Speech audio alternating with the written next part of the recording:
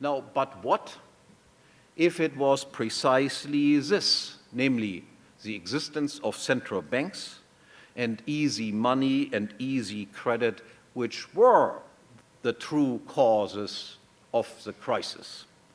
This, as you, I'm sure, know, have heard probably from Bob Murphy, I was not at his speech. This is, of course, what the Austrian thesis is.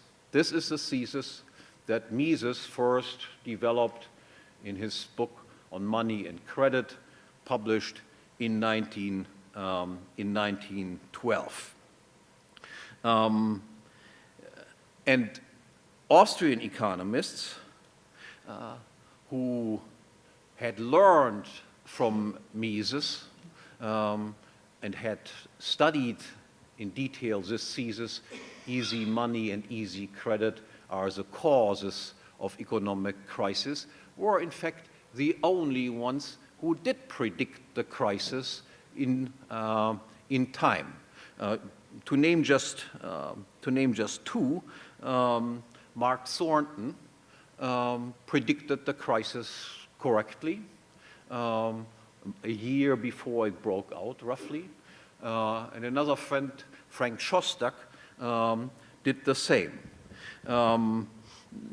Austrians also correctly predicted the crisis that we had in 2001, the internet crisis. And Austrian economists had already predicted, Mises and Hayek, the great crash that occurred in 1929.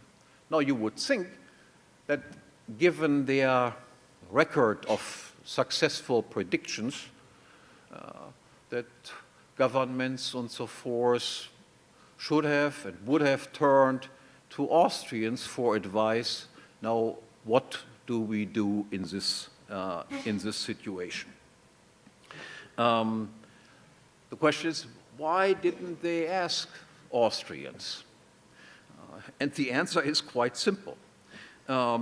Because what the Austrians give as advice, what their answer is, how do we avoid these types of crises in the future, is absolutely unacceptable to the powers that be. Because that would imply, and that will become clearer as I go on in my speech, that would basically imply that the central bank would have to be abolished and the current monetary system built around central banks would have to disappear, that governmental paper currencies, fiat currencies, would have to be abolished, would have to disappear.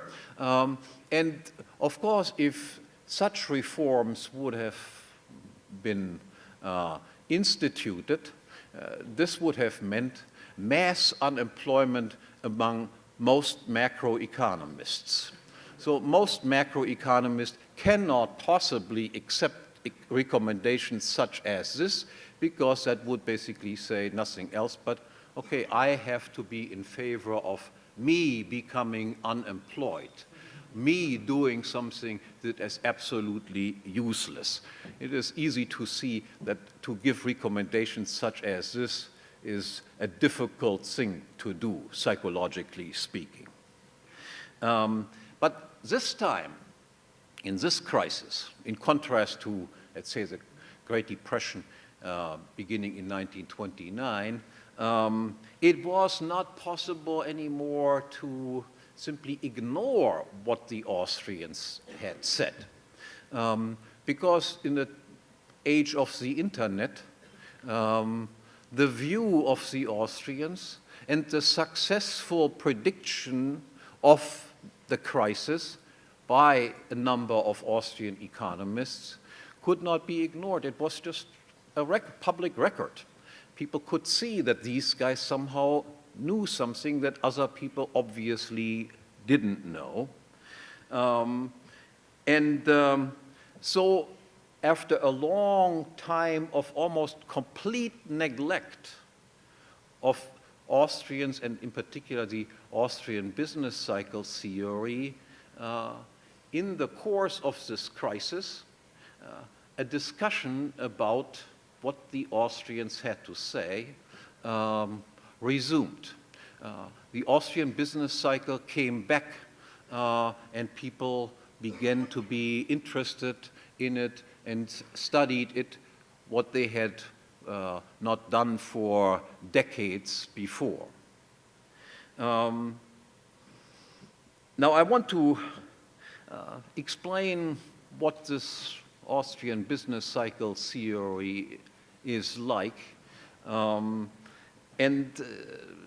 As all fundamental theorems, the Austrian business cycle theory is in a way a very simple argument. Once you have grasped it, you have little doubt that it is essentially true, because you can understand why it is true. This is, by the way, also so for Mises's argument why calculation under socialism is impossible. Once you hear the argument, if there is no private property in factors of production, then there are no prices for factors of production. If there are no prices for factors of production, then you cannot compare input prices with output prices. You cannot determine whether you produce efficiently or inefficiently. Once you have grasped this argument, you are surprised that it has taken so long to take hold in the general profession. It is a very simple argument once you have heard it and grasped it once. And the situation with the Austrian business cycle theory is in a way very similar. Now assume that you are a central banker. That is, you are the only person, the only institution in the country that is allowed to produce paper money. I jump over the question, how was it possible that paper money even came into existence? Because we cannot begin monetary development with just paper money. Paper was initially just titles to something else. But I jump over this problem. Assume that you are at the stage where paper money has, in fact, successfully been introduced. I should mention, of course, that can never be done without engaging in some sort of criminal activity. But this crime, let's forget. So you are the only person in the country that can print paper money. Nobody else is allowed to do it. Anybody else who does it will be jailed as a counterfeiter and put into prison. Now, what will you do if you have this type of monopoly power? Now, if you were an angel, you might not do anything. But if you are just a normal person, you will, of course, realize that you have some sort of magic wand.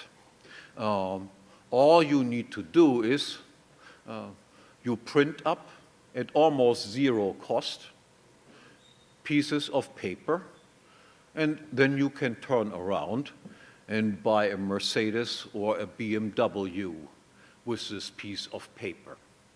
You will also make a surprising discovery, or not so surprising discovery, namely that you have far more friends than you ever imagined that you might have, who all come to you and tell you, look, I need a BMW also, a nicer house would also not so bad for me. Can you help me out? And they, of course, will also promise to help you out insofar as to propagandize the idea of how valuable your service is as a central banker, that you can print money out of thin air. Now, what is the consequence if I print up additional sums of paper money? I should add one one additional thought. Now, what are the consequences of printing up additional money? Obviously, by printing up additional money, society as a whole cannot be made richer. If that could be done, then we could not explain why there are any poor countries on earth. After all, even the craziest countries in the world are able to run printing machines. And we could not explain why it is that there is a single poor person on earth. But nonetheless, and this is something that I find often mind-boggling, it seems that the entire economic profession believes in alchemy. That is, they all, again, recall, increasing the money supply is the way that we are trying to get ourselves out of a crisis.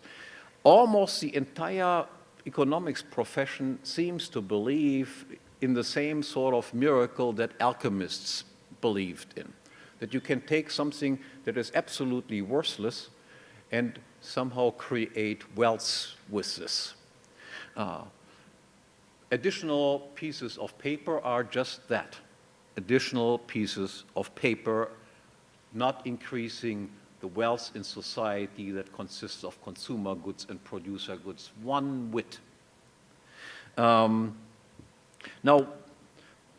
what this new money does is, of course, it raises prices.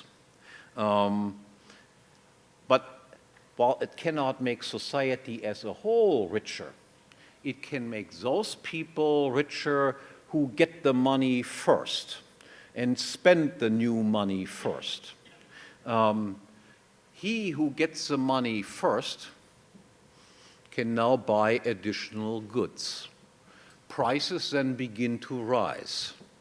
Those people who get the new money last, or not at all, or later, they will have to pay higher prices.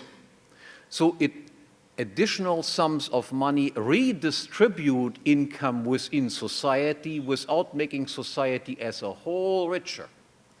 Those people who get the money first become richer at the expense of those people who receive the money very late in the process. They become poorer as a result. So it engenders a redistribution of wealth and income in society, but it cannot possibly make society as a whole richer.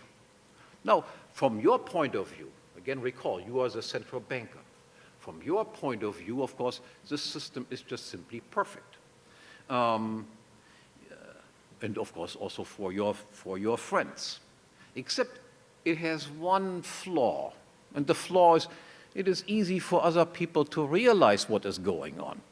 That is, people realize, oh, this guy is simply printing up money, and then he buys himself something nice, and in the course of it, and of course, those people who get the money next, they are also improving their standard of living, but the rest of the people will become poorer as a consequence. That is, this simple, easy money policy, while that is perfect from your point of view, has the major disadvantage that almost everyone, after a short period of time, will realize this is just a big fraud.